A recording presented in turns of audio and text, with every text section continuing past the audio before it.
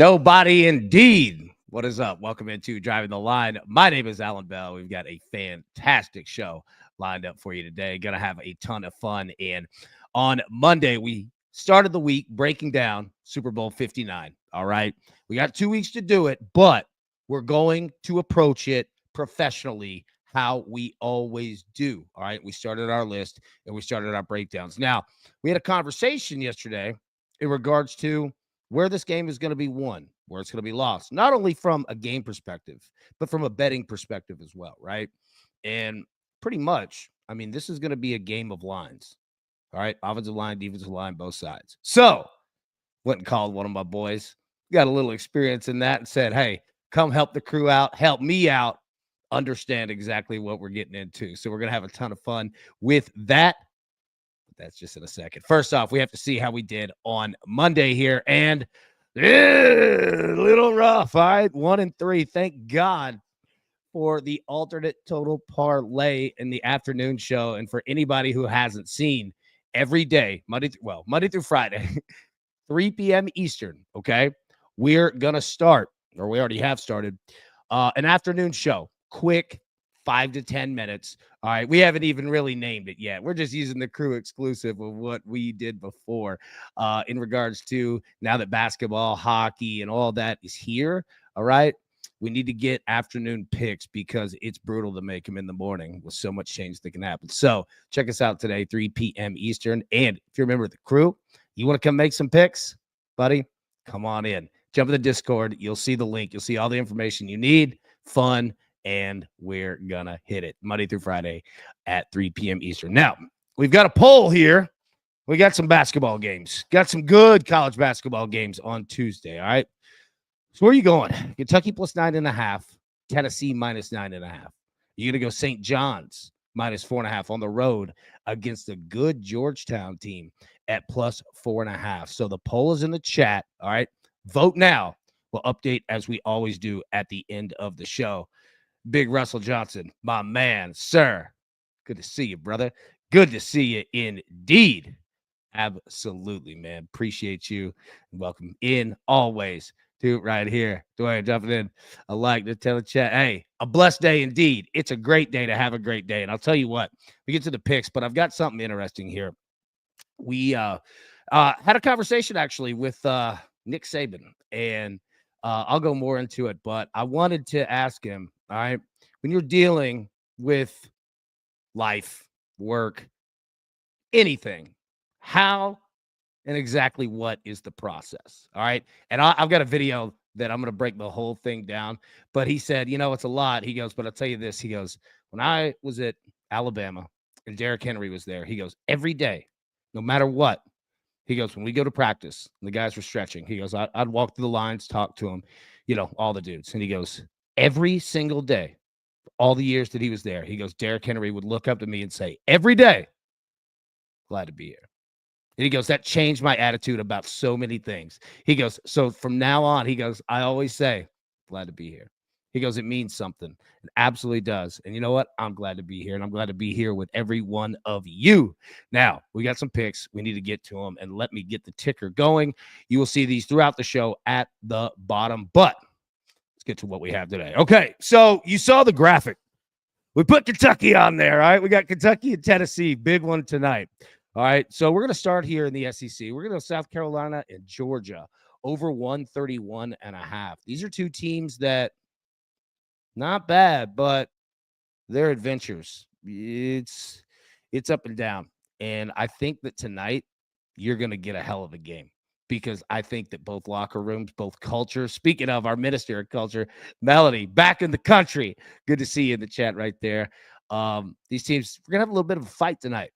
Can't wait for it. And back and forth games, they lead to over. So we're going to take that over 131.5. Next, we're going to go with Tennessee, and I'll put this here full screen. Tennessee first half, minus 5.5. We've talked about Tennessee basketball in regards to coming off of a loss and playing at home. Kentucky, 2 starters out. Really good defensive, really good score. All right. This is a really nice spot for Tennessee here at home. So excited to get after this one, but we're going to take them in the first half here because 9.5 is a big spread, especially Kentucky. They're looking for a win too. They're absolutely looking for one. So we're going to play the first half here. Tennessee locks it down. Dayton, St. Bonaventure over 135.5. Again, same deal as the South Carolina-Georgia game. I think we're going to see a fight in this one, and it's going to be a nice back and forth affair. I don't want to pick a side. I'm going to take the over 135.5. And then finally, Lakers 76ers over 216. Look, the Lakers, big win last night. Big one. All right. Quite frankly, I think we're going to see a sloppy game on both sides, defensively and just threes firing all over the place. I think this is kind of a little bit of a throwaway game on both sides, and that's why I love, all right, the books that put this total way low. They did it for a reason. Yeah, we're going to take advantage of it. We're going to take over 216. Now, that's for the picks. We'll get to it, but we've got a whole lot more that we do need to get to. And I say that as this. I'd like to introduce to the crew a great friend of mine and now a great friend of yours, Gabe Kuhn from ESPN Radio. Let me just go through this list, my boy. All right. Okay. First off, man. All right. Good to see you, buddy. Good to see you. All right. So we've got Yes, sir. the Gabe Kuhn Show, ESPN Radio, number 2. All right.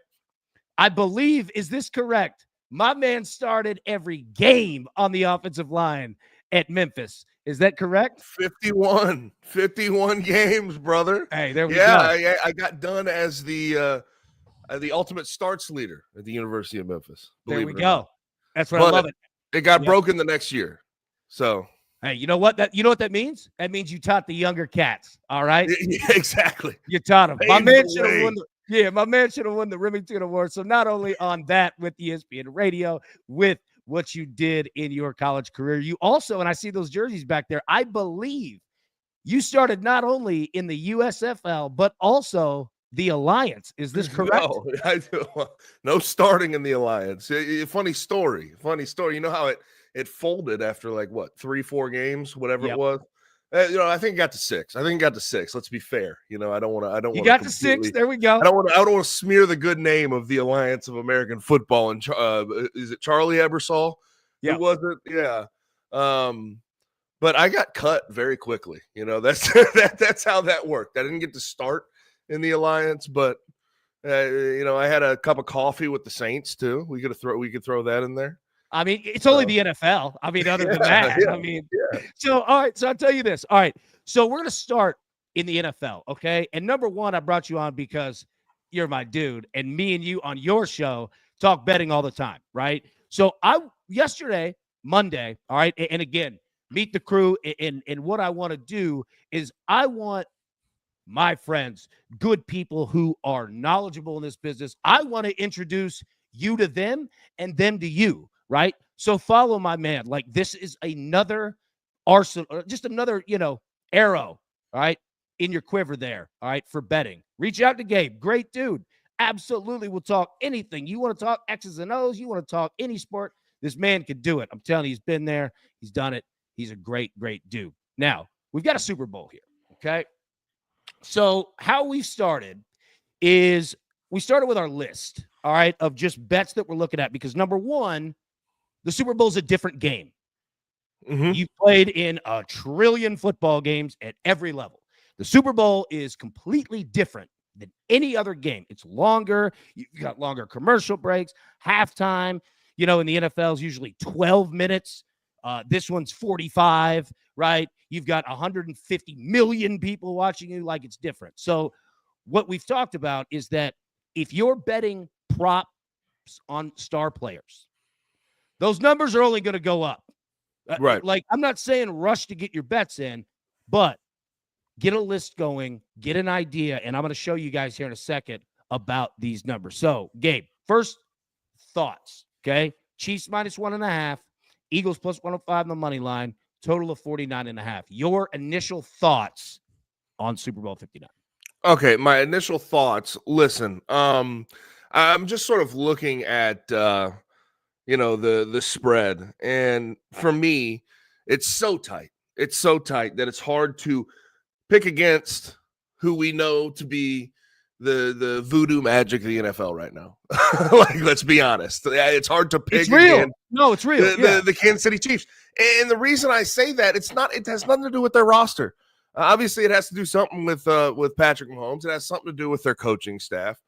But in the end of the day, they have won 17 straight games by a score or less. Or 17 straight games that are decided by a score or less. They are the best team when it comes to situational football in the National Football League. Alan, like, I don't think people really grasp that, and sometimes that can become like a buzzword, situational football. But I'll just take you back to the example of 4th and 5 in that game against the Bills, right? Situational football. What do I mean by that? The entire game, Steve Spagnuolo, and by the way, he's a great big game coordinator, probably the best defense coordinator in the history of football at this point. And I know people are going to say, some people may say that's blasphemy, but it's true. No, he is. It's amazing. Yeah. It's ridiculous. But the entire game, and Osiris Torrance, the guard for the Bills, talked about this after the game, where, the day after, Bills media's talking to him. Every single time he brought pressure, which he brings pressure a lot in big games, he would show it to one side, bring it the other way. Show it to one side, bring it the other way. Show it to one side, bring it the other way.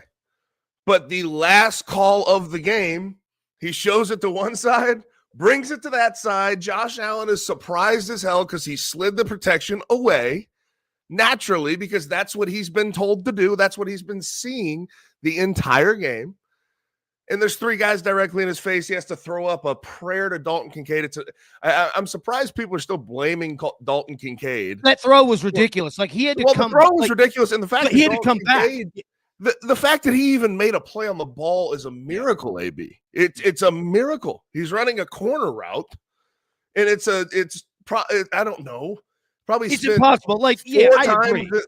4 seconds in the air.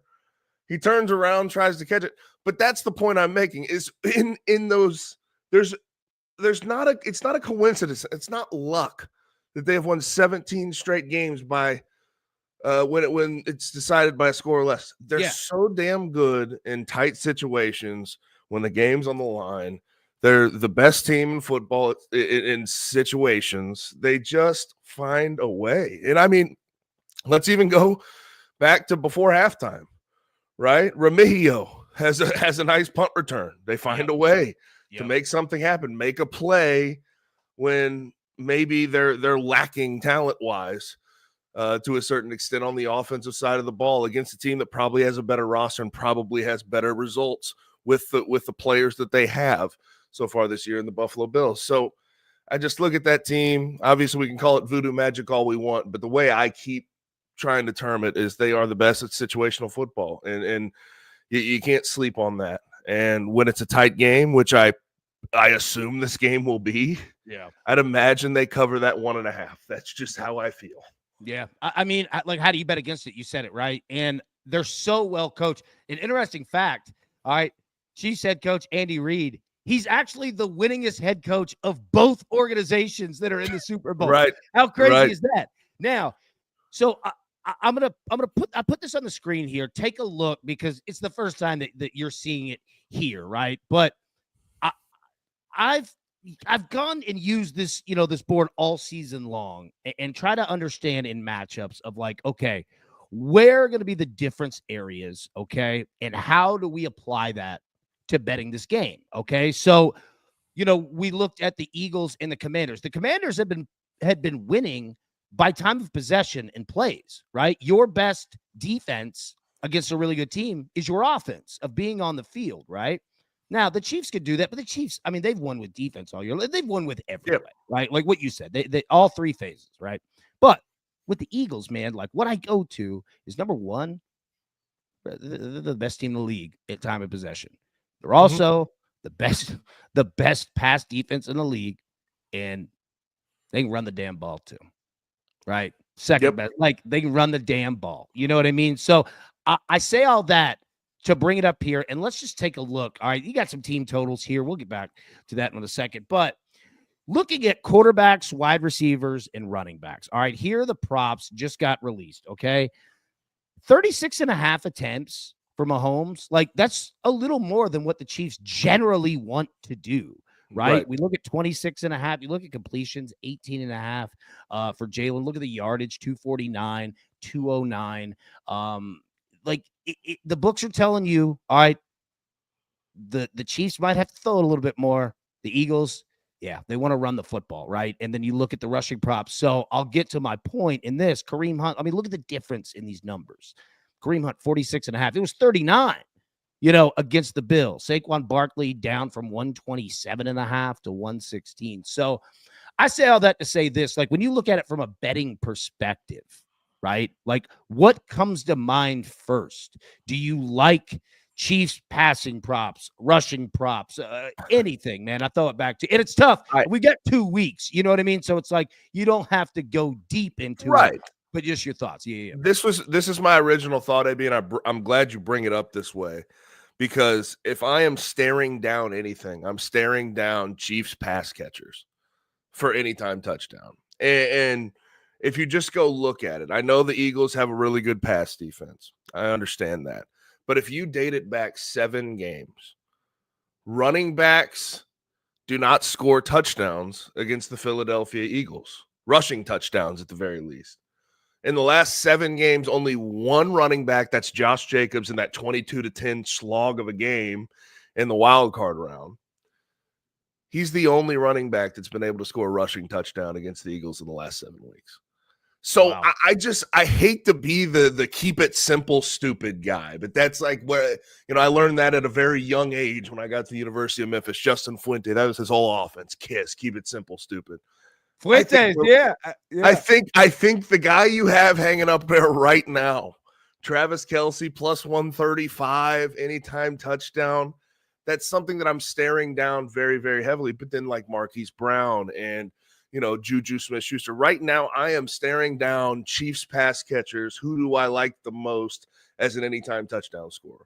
Yeah. Because I feel like that's how they're going to score originally. They do not allow a guy like Kareem Hunt or Isaiah Pacheco. And it ain't going to be Mahomes. Like, he ain't running for 2 touchdowns again. Yeah, the Eagles don't allow rushing touchdowns to running backs. And I don't imagine that they'll allow Patrick Mahomes to get outside the pocket because they have a good, decent pass rush. Like, I am looking down Chiefs pass catchers. So whichever one of the bunch that you like the most, go ahead, I think, and throw a little scratch on. But I think Travis Kelce's the obvious one here. I think it just makes sense. And if you want to date it back in the playoffs, the Eagles, go look at the other tight ends that they have played and the stats that they've accrued. Zach Ertz at 800 years old had 11 catches for 104 yards. Tyler Higbee, probably at 800 years old. You know what I mean? 7 catches, 54 yards, and a touchdown. So I just think, I hate to say it, the Travis Kelce, anytime touchdown is something I have been staring down very, very heavily. Yeah, you know what? I agree with you. And especially after, in the AFC Championship, not getting a touchdown. And it's not like, Trav has one every game, but I'm with you. Right? Like, I don't think Mahomes is going to do it on the ground. All right. And I mean, look at the numbers here. All right. Go back to Kareem Hunt, 135. All right. Running backs are usually negative. Now, they're not always minus 195 Saquon, but they're usually negative for a reason. The fact that Kareem is the same as Kelce, the books are telling you. Like, I completely agree with you in regards to that. Now, the other thing here, looking at really Philadelphia's side. So I'll go back to the picks real quick. All right. Mm-hmm. And we've been riding Saquon Barkley, but in different ways. Sure. Longest rush has been money. All right. 23.5 last week. We've got it already at 24.5, which, by the way, that number is going to go way up. Playing Eagles money line and Saquon Barkley TD, even though totally get anybody that's betting not only Chiefs money line, but with the spread. I mean, it is what it is, right? Taking a shot at the parlay. But Saquon Barkley, 2+ touchdowns. Like, I think that what you just said, what the Eagles do and what they've done all year, like, take the Washington game out of it because that was just kind of like, it was kind of like an Ohio State versus Tennessee. moment Right. where it's just Yeah. when it's working, you know it. When it's working, you just go, right? So what the Eagles have done is exactly what you said. Keep it simple, stupid. You get down there, and it's Jalen or Saquon or Kenneth Gainwell. Like, we're going to run the football, right? Yes. Like, what the Eagles have done intelligently is not only their defense is phenomenal, but they don't turn the ball over, right? They're not making dumb throws, inside the 5. Hell, Yes. barely Jalen Hurts really isn't even lining up in shotgun. You know what I Really, mean? it's run pass option, run with Jalen Hurts or Saquon Barkley, or rip it out route real quick to AJ Brown, see what happens. Yeah. You know what I mean? It's very predictable what they're gonna do once they get in that tight red zone situation. Now, from in the open field, who knows? Jalen Hurts may surprise us and drop something in the bucket to AJ Brown or Devontae Smith over the shoulder, and we could be caught with our pants down to a certain situation if you bet a first touchdown score and he lights it up and gets over the top of that Chiefs defense. But I don't necessarily expect that. This is a team who can score out there in the open field, mostly with Saquon Barkley, leads the league in 60-plus yard rushes. The guy is ridiculous. But when they get in the tight red zone, I think you're dead. You're dead on. They are very, very predictable. There seems to be 3 guys who they trust: Saquon, Jalen Hurts, AJ Brown. And AJ Brown, don't forget about his physicality. He's a That big guy boy, is dude. so unbelievably physical once he gets down there in tight red zone, and he will bully any corner that's on him. Lattimore didn't want that fight. Lattimore did not want to fight. Yes. So I really don't care who it is. He will bully that person across from him. And I don't think the Chiefs have anybody who can stand in there physically with him. Like Trent McDuffie, a damn good player. Mostly line him up in the slot, so that's a little bit different. I don't think he'll get the assignment of A.J. Brown consistently, but if he does, he's not this massive human being that A.J. Brown's going to get pushed around by.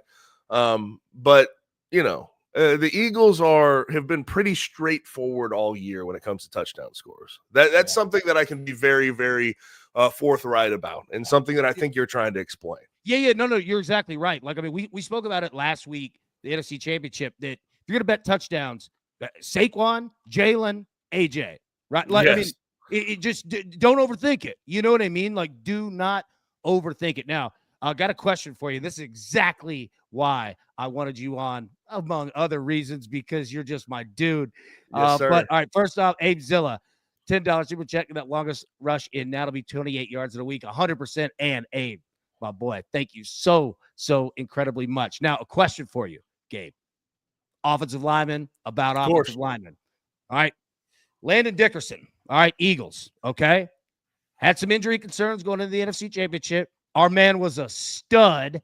Came in there, played. Now he's got 2 weeks to heal up. Your thoughts on the injury that he was dealing with, and is there any concern that we should have in regards to this going into the Super Bowl? Again, you're not the doctor, so I'm not a doctor, but I've seen I've seen Landon Dickerson play before. How much he tries to push through these issues. This guy, he is unbelievable. If you'll remember, he in the national championship one year, Alabama got up big, and he had torn his ACL earlier in that season.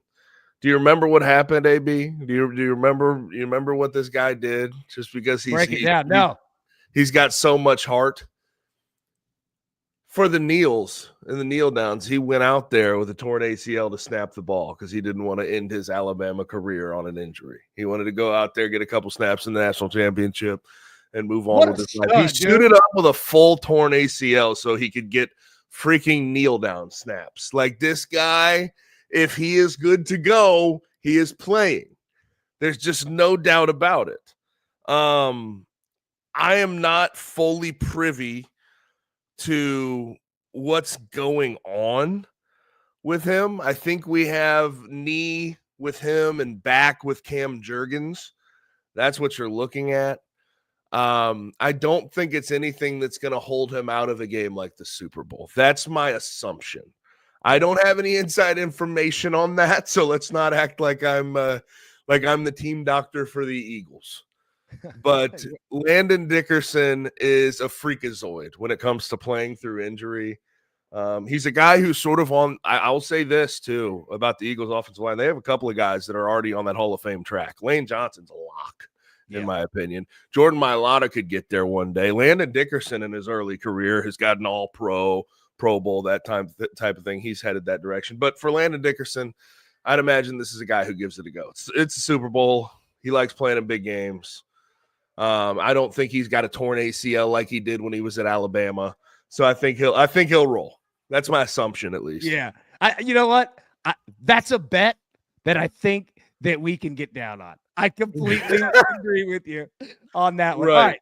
So speaking of bets, okay, we've talked football. We're going to do it for the next 2 weeks. And like I said, everyone, make sure follow Gabe Kuhn. How can they follow you on Twitter? G_Kuhn, KUHN 71. That's how you find me on Twitter. Perfect, man. Like I said, anybody that's dropping in new, my man, ESPN Radio Gabe Kuhn show started at Memphis, set the record until one of his young cats took it away from. Hey, but you know what? That dude, that's pride right there. You're like, hey, you know what, brother? Yeah, I say I paved the way for the guys who broke the record. You know what I mean? Hey, you left the place better than where you found it. That's all. Okay, Alan. That's for damn sure. I can tell you that right now. Yeah. My redshirt year, we were 3-9 by the end. We were playing in conference championships against UCF. That UCF team that claimed the national championship. By the way, that was the team that beat Auburn in the Peach Bowl. So there we go. See, I love it, man. I love it. Now, all right. Speaking of bets, okay, and I'm going to pull the picks up again here on the screen of what we have, but start college basketball real quick. So we've got a decent slate tonight, all right, and here are the picks that I have, but, we've got Kentucky, Tennessee, we've got, St. John's in Georgetown, we've got Kansas at home against UCF. I think Kansas is, a 12.5-point favorite. It's grown. Last time 14.5. Yeah, it's gotten up there. Yeah. So I say all that to say this, like, these are the picks that I have for today, but I throw it over to you. College basketball, anything that you see on the board, anything that you like one way or the other. I'm staring down, and I hate to go to your pick directly, but I'm staring down Tennessee first half -5.5. And the reason I say that, Kentucky has not been able to turn it on the past 2 games. Yep. The team was on a 2-game losing streak. I saw how they played on the road against Vanderbilt. Didn't look very good. They have had some road woes already this year. Already lost by 13 to Georgia earlier this year on the road. And in general, like, Tennessee's hungry. Tennessee's going to be angry after what happened to them on the road against Auburn. They feel like they should have won a game like that, even in Janai Broom's return. And their offense wasn't really going. I think they've probably been yelled at pretty consistently by Rick Barnes this week. Yeah. The first couple of days of the week to get that offense going, because we know he's trying to outrun his past. And when that offense looks like that, he's not able to outrun his past. So he probably drills that into their head if they have a game like that. So I love that pick you have. Tennessee -5.5 in the first half at home against Kentucky, just because I think Kentucky is trending in the wrong direction and Tennessee is going to come out as hungry as possible. And Kentucky down 2 starters as well. Like, it's going to be a really tough game. So keep going. Yeah. And then, I'll look into the NBA for you. Yeah. In the NBA tonight, you're catching me on an interesting night after last. Did you see the Grizzlies last night? Yeah. Dude, I was gonna say you're a Grizzlies expert here. Like, that game against the Knicks. I mean, we had a lot of people possible for them in the NBA. I mean, they're defeated so far in the Western Conference by the Rockets, because the Rockets are physical. Rockets have a bunch of athleticism. Grizzlies run out a bunch of non-athletic lineups. They can't be physical unless Marcus Smart or Vince Williams Jr. gets back in. They've been on the injury list for a while. But I watched that game last night. That is the worst possible matchup for them, because the Knicks are physical, athletic, scores all over the floor, shooting all over the floor, and they have a coach in Tom Thibodeau who will just play his starters for 35 plus minutes a game. He'll wear you down.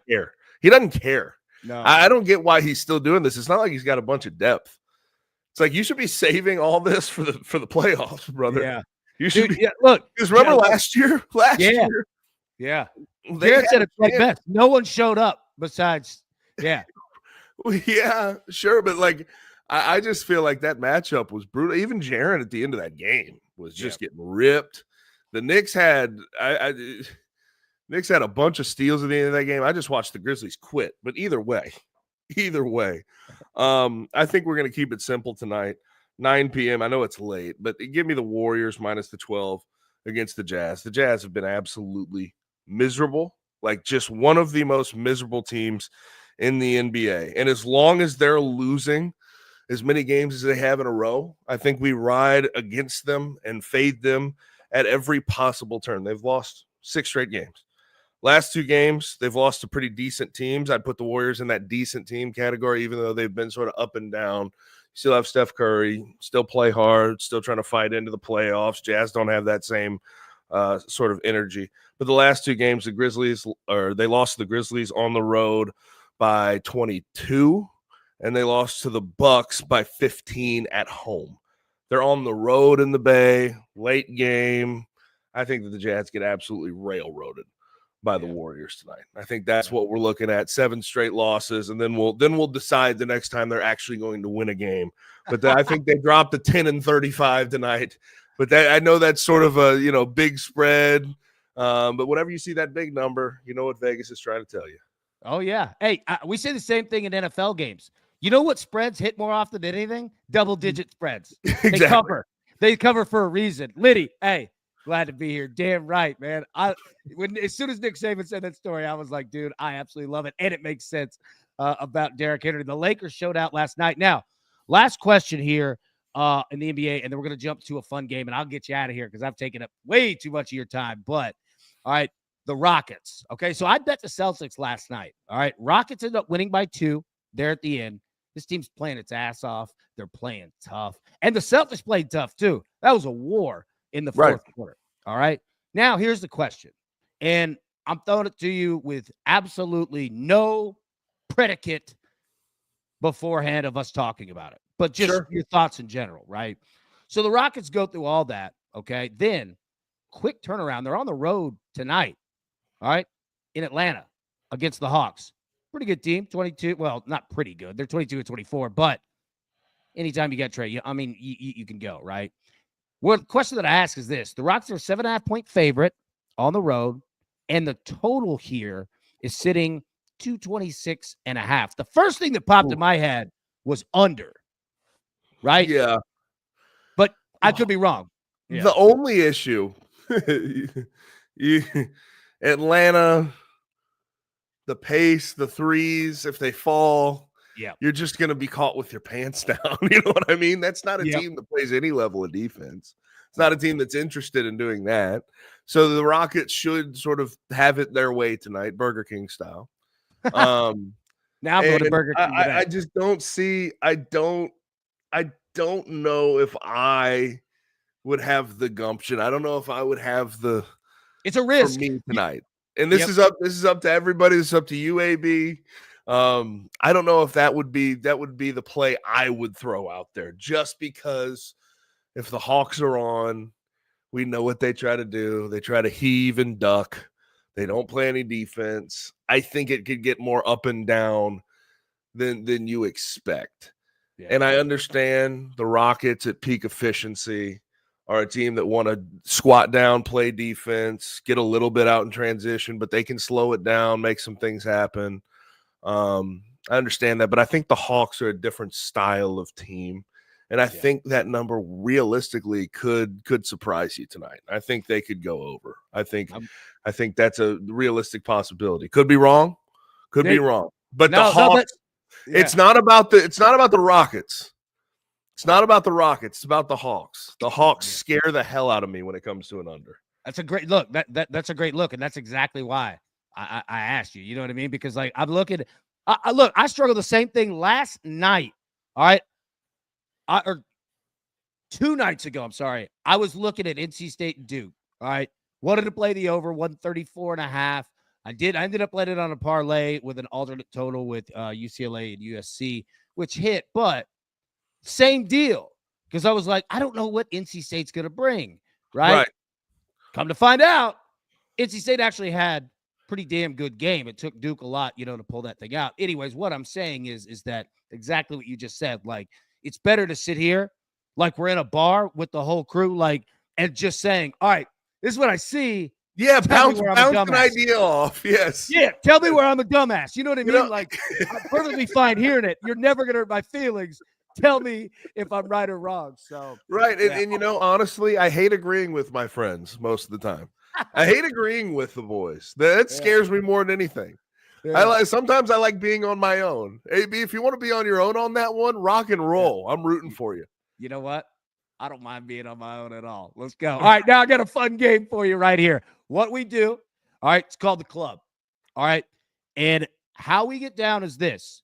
It's choosing the first touchdown scorer, all right, in Super Bowl 59. However, here's the rule. It's easy if we take Saquon, or it's got to be at odds. Travis Kelce, that's easy. Exactly, right? Like that, yeah. It's got to be at odds at plus 1,000 or more. All right, now let me pull the odds up here for you. All right, and I want to get your thoughts and your pick of who you like. And let me pull the ticker off so we can see in full here. So I'll let it sit there. What are you thinking, brother? Oh, God. All right, I'm staring down a couple of names like a complete sicko. And this is going to be my trend that I talked about earlier when we broke down the Super Bowl. Last 7 games, the Eagles have not allowed a rushing touchdown to a running back. It's just not a thing. So I'm going to look at pass catchers. And there's one name that is jumping out more than anything because it's the most fun name on here in the grand scheme of things because of the odds attached to it. Juju Smith-Schuster plus 3,000. I'm a sicko. I'm a disgusting person, disgusting human being. But that's the one that jumps out to me. Juju Smith-Schuster plus 3,000. That's how I'll play the game today. Going with Juju. I like it. Let's rock. I absolutely like. Okay, I tell you what. This is what we're going to do, Gabe. All right, and then we're going to jump out of here. I got a stat of the day, and I'll throw the picks up here on the screen so that everybody can see it. But, all right, so I went 1-3 last night, okay? Not great, however. All right, betting days are betting days. Here is what we're going to do. Everybody in the chat, type in Gabe, okay? Type in Gabe. And here is how we'll get down. We're going to have fun with a game. We're not going to put any official bets or anything on it, all right? But we're going to go off of what we were just talking about, okay? So, Gabe, I'll let you make the choice of what we're going to go with. And if it hits, all right, I will choose 4 people to win $50, and I'll pay it out tomorrow morning. Okay? Just type Gabe, and if it hits the bet, all right, I'll choose 4 people, Venmo over $50. All right? Pay for some bets, turn it into $250, and let's go. Okay, so the game is this. Let's go right back to, all right, the Hawks and the Rockets. Okay? Over or under 226.5. And it's for fun. Absolutely for fun, not holding anybody to anything. I'm gonna go ahead. I'm gonna pick against your intuition. Right. I'm gonna go with the over 226.5. Hawks have just been giving up a lot of points lately. They have not looked good. Last time out, I know they only gave up 100, but before that, let's go to 5 games before that. 115, 119, 114, 122, 117. So yeah. Okay. And then if they're hitting shots, that score could be high, even though the Rockets have a really good defense. So I'm gonna lean the over here, Alan. I have to. Hey, like we said, all right, this crew, we roll together. So I'm with you, baby. Let's go. We're gonna absolutely get it. All right. So our final part, let's get to a stat of the day, and then we're gonna get out of here because Gabe, you have been so wonderful with your time, and we sure do appreciate it. And like I said, man, you'll definitely be back. Obviously, one of my boys. And while I'm pulling this up, radio show today. What time can we listen? Yes, sir. How about it? I gotta plug love it. you. Shameless plugs right here on Driving the Line. That's what we do. Gabe Kuhn Show, 4 to 7, 92.9 ESPN. If you're in Memphis by chance, 680 AM, 92.9 FM. But you can go to the Odyssey app. You can go to 929ESPN.com. The stream's on there. So there's a lot of different options for you. But 92.9 FM, ESPN in Memphis, 4 to 7. Yeah, you're the man. I'll tell you, and I'll tweet all of your contact info out today, so that everybody can find you. Obviously, not only on Twitter, but radio show and everything else, that you do. And like I said, man, like what I want all of this to be is, dude, we're friends and we help each other betting in terms and have fun. We talk ball, all kinds of stuff. And now I'm glad that the crew and you are absolutely that as well. Yes, sir. I love it. That's the whole point of it, right? Like we all get better together. You know what I mean? So, all right. Yes, now sir. here's our stat of the day. Yeah. Oh, hell yeah. Look, here's the stat of the day and we'll get on out of here. All right. Tennessee basketball. They've hit the under in 23 of their last 37 games. And Gabe, that goes a long way with really what you were breaking down. Like in terms of, you're looking at the first half and you're talking Tennessee and Rick Barnes, that when they win, they score, like you said. However, defense, that's usually how they get down. Yes, 100%. That's how they get down. But that's also, how they lose, look miserable at times in SEC play. That you get to number 1 in the country, get to a top 5 ranking in the country, and then they lose one of those games and it's 53 to 49. You're just like, it's nasty. Bro, this tracks completely. This tracks completely, but it's a blessing and a curse for them for sure. Yeah, no, it is. And I got to say this too. You had one of my favorite tweets ever. It was the Tennessee-Ohio State game. All right. Playoff game. Ohio State, I mean, they just start kicking the balls in the teeth, I think. Right. 1 minute into it. And you said a tweet. You said, well, at least the Vols brought people. Yeah, I guess for sure, man. Bro, yeah. me and my dad were dying laughing. Like it was perfectly said. Well, it was hilarious. At least they filled it up, brother. They were excited. You're gonna have to do better than that next time. It cracked me up. Sorry, I was coughing. No, you're good, brother. It was hilarious, man. All right, so Liddy, hey, 1999 Super Sticker, you are the man. Gabe, hey, to you. Thank you so much. Thanks for coming on, bro. We sure do appreciate you. And the poll results, they're going Kentucky plus 9.5. All right. About 38% of the poll is where they are going. The crew, Gabe, hell of a show, man. Had some fun. I sure do appreciate you. We'll see you back again. Everybody, thank you so much for tuning in. We'll be live today, 3 p.m. Eastern, for a quick 5 to 10 minutes. Get our last minute picks in before the night games. And, of course, we'll be live tomorrow, 10 a.m. Eastern normal time. But until then, everybody, best of luck. Let's cash these damn tickets. And we will see you this afternoon. Thanks. Who's got it better than us? Nobody.